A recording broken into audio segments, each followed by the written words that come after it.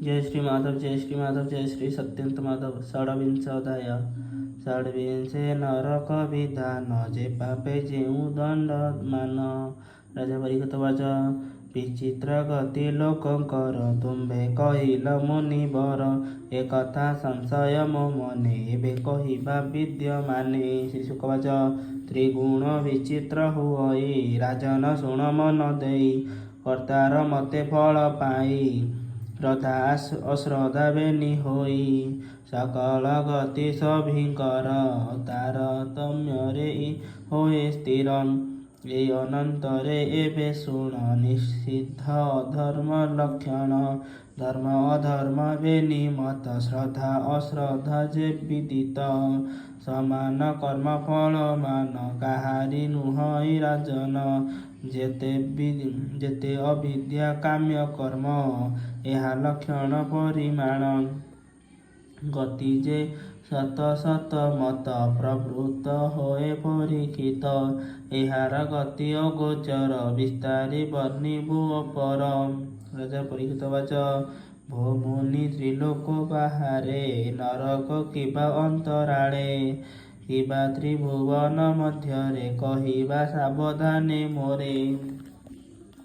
ଶ୍ରୀ ଶୁକବାଚ ତ୍ରିଜଗତର ଅନ୍ତରାଳ ଦକ୍ଷିଣ ଦିଗେ ମହିପାଳ ଭୂମିର ତଳେ ଜଳ ପରେ ଅଗ୍ନିସ୍ୱାତ ସଭା ତହିଁରେ ସକଳ ପିତୃଗଣ ଯେତେ ସ୍ୱଗୋତ୍ର କଲ୍ୟାଣ ନିମନ୍ତେ ଯହିଁ ବସନ୍ତି ହେ ରାଜନ ତହିଁ ଅନ୍ତକ ଭଗବାନ ଅନ୍ତେ ଜୀବକୁ ସେ ନିଅନ୍ତି ଯମପୁର ସେ ଦଣ୍ଡ ଦିଅନ୍ତି ଦୋଷ ଯେ କର୍ମ ଅନୁସରି ଯେ ପ୍ରାଣୀ ଯାହା ଥାଇ କରି ଭଗବତ ଆଜ୍ଞା ଲଙ୍ଘିଣ ବିପଥେ ଯେ କରେ ଗମନ ତାହାଙ୍କୁ ନେଇ ଦଣ୍ଡଧର ଦଣ୍ଡ ଯେ ନିଅନ୍ତି ଅପାର ଏକବିଂଶତି ପ୍ରକାରେ ନରକେ ଅଛନ୍ତି ଯହିଁରେ ଏହା ରୂପ ନାମ ଲକ୍ଷଣ କହିବା ଶୁଣ ହେ ରାଜନ ଅନ୍ଧକୂପ ଯେ ଅସି ପତ୍ର ଶୁକର ମୁଖ କାଳ ସୂତ୍ର ରୌରବ ମହାଜେ ନରକ ଅନ୍ଧ ତାମିଶ୍ର କୁମ୍ଭୀ ପାକ ତାମିଶ୍ର ଯେ କୃମି ଭୋଜନ ସନ୍ଧସ ତପ୍ତ ସୁର୍ମି ନାମ ବଜ୍ରକଣ୍ଟକ ଶାଳ ମଳ ବୈତରଣୀ ମହିପାଳ ପ୍ରାଣରୋଧ ଯେ ବିଶୋଷଣ ପୁୟୋଦ ସାର ମେୟାଦନ ଲାଳାଭକ୍ଷ ଯେ ଅୟପାନ ଅଭିଚି ଅପରେ ରାଜନ ଶୂଳପ୍ରୋତ କ୍ଷାର କର୍ଦ୍ଦମ ଯେ ରକ୍ଷଗଣ ଭୋଜନ ଅବଟ ନିରୋଧନ ଆର ଦଣ୍ଡ ଶୁକ ନାମେ ଅପର ସୂଚି ମୁଖ ପ୍ରତ୍ୟାବର୍ତ୍ତନ ଅଷ୍ଟାବିଂଶତି ଏହୁ ନାମ ଏ ଯେ ନରକ ମହିପାଳ ବିବିଧ ଯାତନାର ସ୍ଥଳ ପରସ୍ତ୍ରୀ ଅପତ୍ୟ ଧନ ଯେ ପ୍ରାଣୀ କରଇ ହରଣ ସେ କାଳ ପାଶେ ବନ୍ଦୀ ହୋଇ ଯମର ପୁରେ ଦୁଃଖ ପାଇ ତାମିଶ୍ର ନରକେ ପଡ଼ଇ ନାନା ଯାତନା ସେ ଭୁଞ୍ଜଇ କ୍ଷୁଧା ପିପାସାରେ ପୀଡ଼ିତ ହୋଇ ସେ ଦଣ୍ଡରେ ତାଡ଼ିତ ନାନା ତର୍ଜନା ଯେ ପ୍ରହାର ଯେତେ ଯାତନା ଭୟଙ୍କର ପରମ କଷ୍ଟ ପାଇ ତହିଁ କ୍ଷଣ କ୍ଷଣକେ ମୋହ ଯାଇ ଅନ୍ଧ ତାମିଶ୍ରେ ଏ ପ୍ରକାରେ ଯାତନା ପ୍ରାଣୀ ଭୋଗ କରେ କପଟେ ପର ଦ୍ୱାରା ହରି ଯେବେ ତାମିଶ୍ର ନ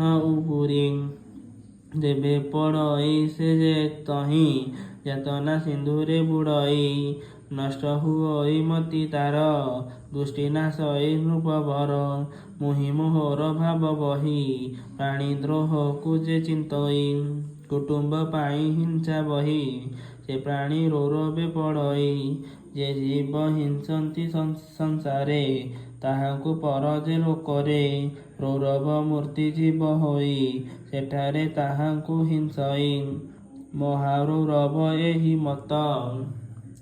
ଯହିଁ କ୍ରୂର ଜୀବ ବିଦିତ ତହିଁରେ ଯେ ପାପୀ ବଢ଼ଇ। ରୌରବ କ୍ରବ୍ୟାଦ ତା ଖାଇ। ଯେ ନର ପଶୁ ପକ୍ଷୀ ମାନ ପ୍ରାଣୀ ଥାଉ କରେ ରନ୍ଧନ। ରାକ୍ଷସ ବଳି ସେହି ହୋଇ କୁମ୍ଭୀ ପାକରେ ସେ ପଡ଼ଇ। ତପତ ତୈଳେ ତାହାର ରନ୍ଧନ ହୁଅଇ ଶରୀର। କାଳସୂତ୍ର ନରକ ନାମ ବିସ୍ତାର ଅୟୁତ ଯୋଜନ। ତାମ୍ରମୟ ଯେ ଭୂମି ତାର ଉପରେ ଥାଇ ଯେ ଭାସ୍କର। ଅଧୋଭାଗରେ ଅଗ୍ନି ଥାଇ ଏମନ୍ତ ନରକ ଅଟଇ। ଯେ ନର ବ୍ରହ୍ମ ହତ୍ୟା କରେ ସେ ତହିଁ ପଡ଼ଇ ନିର୍ଭରେ। ତପତ ସୁବର୍ଣ୍ଣ ଫୁଟଇ ତହିଁ ସେ ଜଗତ ହୁଅଇ। କ୍ଷଣକେ ଉଠଇ ଲୋଟଇ ବସଇ ବ୍ୟାକୁଳେ ଧାମଇ। କ୍ଷୁଧାତୃଷାରେ ପୀଡ୍ୟମାନ କ୍ଷଣକେ ହୁଏ ଅଚେତନ। ପଶୁର ଦେହେ ରୋମ ଯେତେ ବରଷ ସହସ୍ର ଯାବତେ। ଅତ୍ୟନ୍ତା ଯାତନା ଭୁଞ୍ଜଇ ସେ ପ୍ରାଣୀ ତହିଁ ପଡ଼ିଥାଇ। ଯେ ନିଜ ଧର୍ମ କର୍ମ ଛାଡ଼ି ବେଦ ଆଜ୍ଞାକୁ ନିନ୍ଦେ ଧୂଳି। ପାଷଣ୍ଡ ବୋଲି ତାକୁ କହି ଅସି ପତ୍ରରେ ସେ ପଡ଼ଇ। ଲୌହ ମୁଦ୍ଗର ତା ଉପରେ ପ୍ରହାର କରନ୍ତି ନିର୍ଭରେ। ଅଦୋଷେ ଦଣ୍ଡନ୍ତି ଯେ ନରେ ପାପ ଭୁଞ୍ଜନ୍ତି ତମ ଘରେ।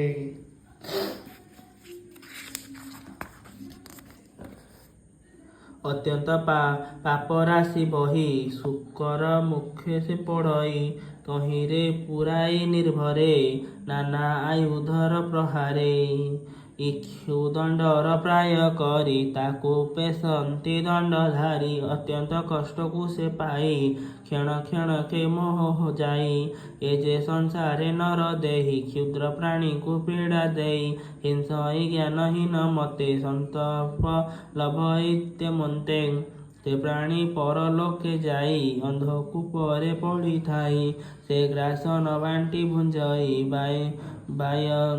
ବାୟସ ତୁଲ୍ୟ ତାକୁ କହି। ନରକ ଯେ କୃମ୍ୟ ଭୋଜନ ନରକ ମାନଙ୍କେ ଅଧମ। ଶତ ସହସ୍ର ଯେ ଯୋଜନ ସେ କୃମି କୁଣ୍ଡ ପରିମାଣ। ତହିଁ ପଡ଼ଇ ସେହୁ ନର ଉଗ୍ର ଯାତନାର ଯେ ଘର। କୃମିକୁ ଭକ୍ଷଇ ସେ ଜନ ତାକୁ ଭକ୍ଷନ୍ତି କୃମିମାନ। ଯାବତ କର୍ମକ୍ଷୟ ନୋହେ ତାବତ ତହିଁ ସେହୁ ରହେ। ବିପ୍ରର ଦ୍ରବ୍ୟ ଯେ ହରଇ ଛନ୍ଦ ସେ ପୀଡ଼ା ସେ ଲଭଇ। ଅଗମ୍ୟ ସ୍ଥିରୀ ଯେ ରମଇ ତପ୍ତ ସୁମିରେ ସେ ପଡ଼ଇ। ନାରୀ ବା ଅଗମ୍ୟ ପୁରୁଷେ ଚିତ୍ତ ବଳାଇ ରତି ଆସେ। ତପତ ଲୌହ ମୂର୍ତ୍ତିମାନ ତାକୁ କରାନ୍ତି ଆଲିଙ୍ଗନ। ପୁରୁଷ ରୂପ ସ୍ତ୍ରୀ ଠାରେ ସ୍ତ୍ରୀର ପୁରୁଷ ବ୍ୟବହାରେ। ଅଗମ୍ୟ ପଶ୍ୱାଦି ଗମନ କରଇ ପାଷଣ୍ଡ ଯେ ଜନ। ବଜ୍ରକଣ୍ଟକ ଶାଲ୍ମ ଲୀଳେ ଆରୋହ କରାନ୍ତି ତାହାରେ। ଯେ ରାଜ ପୁରୁଷ ଅପର କରନ୍ତି ଧର୍ମ ସେତୁ ଦୂର। ଧର୍ମ ଆଚରେ ଯେହୁ ନର ତାଙ୍କୁ ହିଂସନ୍ତି ଯେ ପାମର। ସେ ଅନ୍ତେ ବୈତରଣୀରେ ପାପିଷ୍ଠେ ପଡ଼ନ୍ତି ନିର୍ଭରେ। ନରୟ ପରୀକ୍ଷା ଯାହାର ଏମନ୍ତ ଯେଉଁ ନଦୀବର। ତହିଁରେ ଜଳ ଜନ୍ତୁମାନ ପାପୀଙ୍କୁ କରନ୍ତି ଭକ୍ଷଣ। ମୂତ୍ର ପୁରୀଷ ଯେ ଶୋଣିତ ନଖ ମେଦ ଅସ୍ଥି ବହୁତ। ତହିଁ ପକାନ୍ତି ତାକୁ ନେଇ ବାସନା କର୍ମ ସୁମରଇ। ବୃଷଳି ଗମନ ଯେ କରେ ଶୌଚ ଆଚାର ପରିହରେ। ନିର୍ଲଜ ଭାବକୁ ବହଇ ନିତ୍ୟ ନିୟମକୁ ଛାଡ଼ଇ। ଅନ୍ତେ ସେ ପିୟୋଦେ ପଡ଼ଇ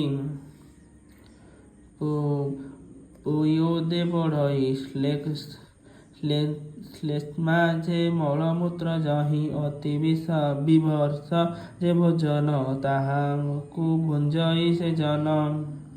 ମୃଗୟା ବିହାରେ ଯେ ନର ପ୍ରବୃତ୍ତ ହୋଇ ବାରମ୍ବାର। ମୃଗାଦି ବାଳ ପଶୁମାନ ବହୁତ ମାରନ୍ତି ରାଜନ। ବିବିଧ ବାଣେ ଯମଦୂତ ତାକୁ ପ୍ରହାରନ୍ତି ବହୁତ। କପଟ ଯଜ୍ଞେ ଯେହୁ ନରେ ଦମ୍ଭ ଆଚରି ପଶୁ ମାରେ। ସେ ଲୋକ ବିଶୋଷଣ ନାମେ ନରକେ ପଡ଼ନ୍ତି ସମାନେ। ପତ୍ନୀ କି ରେତକୁ ପିଆଇ ଯେ ବିପ୍ର କାମବଶ ହୋଇ ଅମୂତ୍ର ଯେ ରେତ କୁଲ୍ୟାରେ ରେତକୁ ପିଆନ୍ତି ତାହାରେ। ଯେ ନର ଗୃହେ ଅଗ୍ନି ଦେଇ କପଟେ ଗରଳ ଭୁଞ୍ଜାଇ ସେ ପର ଲୋକ ଯେବେ ଯାଇ ବିବିଧ ଯାତନା ଭୁଞ୍ଜଇ ଉଗ୍ର ଦର୍ଶନ ସ୍ୱାନ ସତ ତାକୁ ଭୁଞ୍ଜନ୍ତି ଅବିରତ। ସାକ୍ଷ୍ୟରେ ମିଥ୍ୟା ଯେ କହଇ ଅବିଚି ନରକେ ପଡ଼ଇ ଅଧକୁ ହୁଅଇ ତା ଶିର ନରକ ଭୁଞ୍ଜଇ ପାମର। ଯାହାର ଶ୍ରେଷ୍ଠ ଯେଉଁ ଜନ ଯେ ତାଙ୍କୁ ନ କରେ ବନ୍ଧନ କ୍ଷାର କର୍ଦ୍ଦମେ ସେ ପଡ଼ଇ ବହୁତ ଯାତନା ଭୁଞ୍ଜଇ। ଯେ ପ୍ରାଣୀ ନର ମେଧ କରେ ଦେବତା ସନ୍ତୋଷ ପ୍ରକାରେ ସ୍ତ୍ରୀ ବାଳକ ପଶୁ ମାରେ ଡାକିନୀ ଆଦି ରୂପ ଧରେ। ସେହି ବାଳକ ପଶୁ ମାନେ ପ୍ରବେଶୀ ଯମର ସଦନେ। ରାକ୍ଷସ ରୂପକୁ ଆଚରି ଶୋଣିତ ପିବନ୍ତି ତାହାରି। ସେ ସ୍ତ୍ରୀ ପୁରୁଷ ରକତ ଖାଇ ହୁଅନ୍ତି ମତ ନାଚନ୍ତି ଗାୟନ୍ତି ହରଷେ। ଯେମନ୍ତ ରାକ୍ଷସ ପୁରୁଷେ ବିବିଧ ରଜୁର ପ୍ରକାରେ ଯେ ନର ଗ୍ରାମ୍ୟ ଅରଣ୍ୟରେ ବିଶ୍ୱାସୀ ପଶୁଙ୍କୁ ମାରଇ ସେ ନର ନରକେ ପଡ଼ଇ ପାଶେ ବନ୍ଧନ ହୋଇ ସେହି କ୍ଷୁଧା ତୃଷାରେ ପୀଡ଼ା ପାଇ। କଙ୍କ ବକାଦି ଯମଗଣ ତୁଣ୍ଡରେ କରନ୍ତି ଭକ୍ଷଣ ବିବିଧ କ୍ଲେଶ କୁଲ ଭଇ ଆପଣା କର୍ମ ସୁମରଇ। ଉଗ୍ର ସ୍ୱଭାବ ଯେଉଁ ନରେ ପ୍ରାଣୀଙ୍କୁ ଉଦ୍ବେଗ କରେ ଦ୍ୱନ୍ଦ ସୁଖ ଘୋର ନରକେ ପଡ଼ନ୍ତି ଯାଇ ପରଲୋକେ।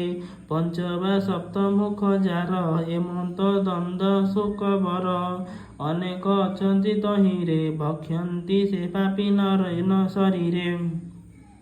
ଯେ ଗର୍ତ୍ତ ଆଦି କଷ୍ଟ ସ୍ଥଳେ ପ୍ରାଣୀକି ଥୋଇ ଅବହେଳେ ଦ୍ୱାର ରୁନ୍ଧଇ ମୁଦ ଦେଇ ସେ ନର ନରକେ ପଡ଼ଇ। ଗର୍ତ୍ତେ ବା ମରକୁ ଥୁଅନ୍ତି ସଧୂମ ଅଗ୍ନି ଦ୍ୱାରେ ଦିଅନ୍ତି।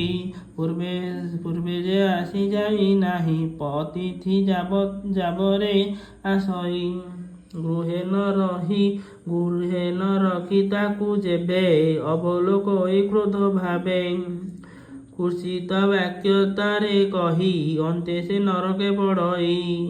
ବକ୍ରତୁଣ୍ଡ ଯେ ଗୃଧ୍ର କାକ ସହିତେ ଯେ ବାବକ ଦୀର୍ଘ ଚଞ୍ଚୁରେ ଚିରି ତାର ଚକ୍ଷୁ ଖୋଳନ୍ତି ନୃପବର। ଯେ ଅହଙ୍କାରେ କ୍ରୋଧ ହୋଇ ପ୍ରାଣୀକି କଟାକେ ଚାହଁ କୁଟିଳ ହୃଦୟ ଭାବରେ ଜୀବର ମନ୍ଦକୁ ଆଚରେ।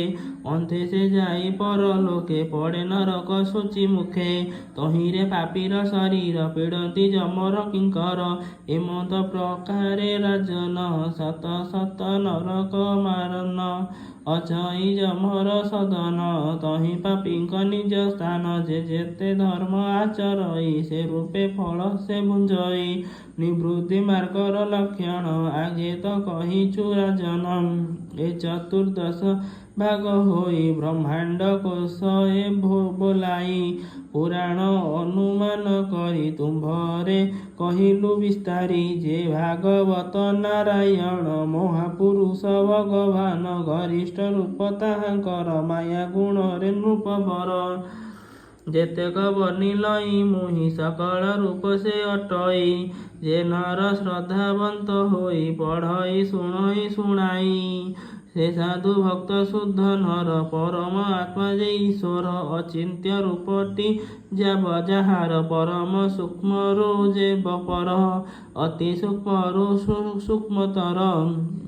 ଦେବଙ୍କୁ ଯାହା ଅଗୋଚର ସୁଗତି ଲଭଇ ସେ ଜନ। ପରମ ଶ୍ରେଷ୍ଠତା ଜୀବନ ଦ୍ୱୀପ ବରସ ନଦୀ ଗିରି ସର୍ବ ସମୁଦ୍ର ଦଣ୍ଡଧାରୀ ପାତାଳ ଦିଗ ଯେ ନରକ ଭାଗ ଲକ୍ଷଣ ଯେତେ ଲୋକ ଈଶ୍ୱର ସ୍ଥୂଳ ଯେ ଶରୀର ଆଶ୍ରୟ ସକଳ ଜୀବର ଏ ସର୍ବ ବିଭାଗ ପ୍ରକାରେ ଭୂପ କହିଲୁ ତୁମ୍ଭରେ କହଇ ଜଗନ୍ନାଥ ଦାସ ପଞ୍ଚମ ସ୍କନ୍ଧେ ସୁଧାରସ ସାଦରେ ପ୍ରିୟ ସାଧୁ ପ୍ରାଣୀ ତରିବ ଭବ ତରଙ୍ଗିଣୀ ଏ ଯେ ସଂସାର ସିନ୍ଧୁ ଘୋର ଦୁଷ୍ଟ ଜନରେ ଭୟଙ୍କର ପାଦ ପଲ୍ଲବ ଯୁଗ ଧରି ମୁଁ ସୁଖେ ତରିବ ଭବ ଭାରି ତା ବିନୁ ଅନ୍ୟ ଗତି ନାହିଁ ସୁଜନେ ଚିନ୍ତ ଭାବଗ୍ରାହୀ ଇତି ଶ୍ରୀମଦ୍ଭାଗବତେ ମହାପୁରାଣେ